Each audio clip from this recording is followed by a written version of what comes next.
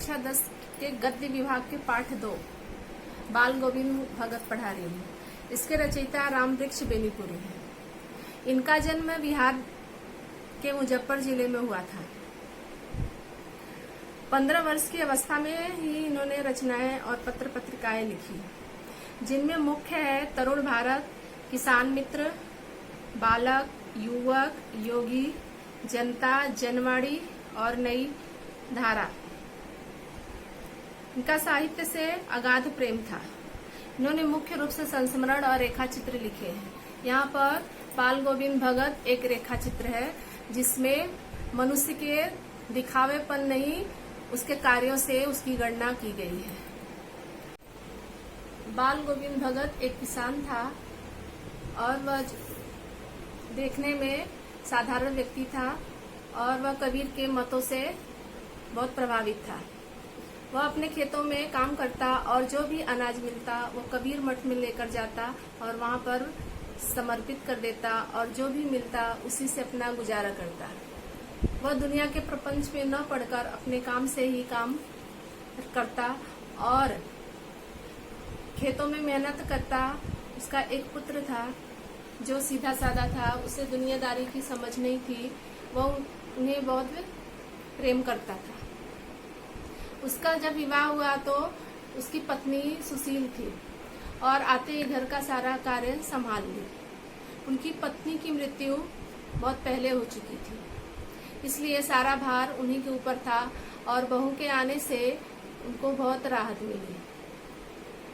वह 12 महीने सुबह 4 बजे उठ जाता और नदी में स्नान करके सुबह ही प्रभाती गाता, जिससे सभी लोग को पता चल जाता कि सुबह हो गई, मतलब सबको जगाने का काम करता। और उसके बाद जो है शाम के समय अपने घर में ढोल मजीरा बजाते हुए भजन गाता और लोग इकट्ठे हो जाते और उसके सुर में सुर मिलाते। उसका जीवन एकदम सन्यासी जैसा था, इसलिए लेखक ने उन्हें भगत का नाम दिया। कुछ दिन बाद उसके बेटे की किसी बीमारी के कारण मृत्यु हो गई।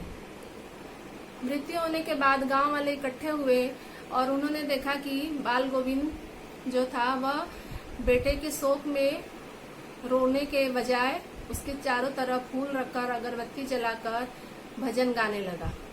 लोगों को यह देखकर बहुत आश्चर्य हुआ और लोगों ने पूछा कि तुम यह क्या कर रहे हो। तब उसने कहा कि मैं अपने बेटे की मृत्यु का शोक नहीं मनाऊंगा, क्योंकि आज आत्मा का परमात्मा से मिलन हुआ है। वह सांसारिक माया मोह में नहीं पड़ता था और अपने बेटे और बहू से मोह न करके प्रेम करता था, क्योंकि संसार में मोह माया स्वार्थ से की जाती है और प्रेम हमेशा निस्वार्थ होता है।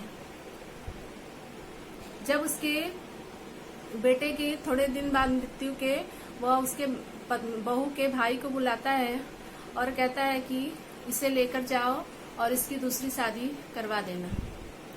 बहू बहुत रोई गिड़गिड़ाई कि आपका बुढ़ापे में कौन सेवा करेगा, मुझे यहीं रहने दो।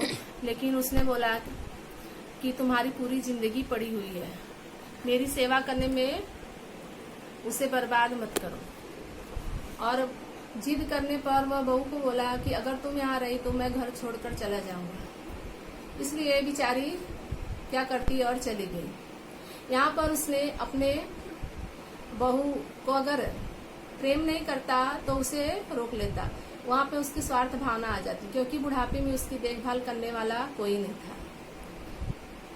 और जब उसके आखिरी दिन आया तब भी वह किसी की सहायता नहीं ली। जब तक हाथ पैर चला वह सारा काम खुद ही करता। और 1 महीने ठंडी में वह तीर्थ यात्रा पर जाता। तीर्थ यात्रा पर इसलिए नहीं जाता कि वह अंधविश्वासी था। उसका मानना यह था कि इसी बहाने जो है हमारे शरीर पैदल जाता था, इसलिए वो चाहता था कि शरीर की जो है संतुलन बना रहे। चलने से हमारे शरीर का संतुलन बना रहता है, इसलिए वह तीर्थ यात्रा पर पैदल जाता है।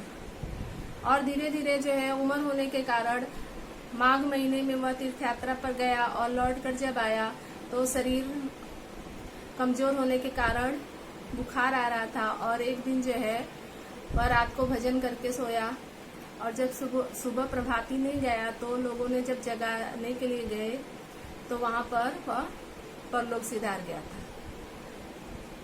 कुल मिला के इसमें लेखक यह कहना चाहते हैं कि हम जो है किसी भी व्यक्ति के पहनावे पर उसके जो है उसको हम साधु नहीं बता सकते, क्योंकि साधु होने के लिए पहनावा जरूरी नहीं है, हमारे विचार हमारे कर्म उसके जैसा होना चाहिए। बाल गोविंद वैसा ही व्यक्ति था जो पहनावे से तो सीधा साधा किसान था, लेकिन उसके विचार एक सन्यासी जैसा था।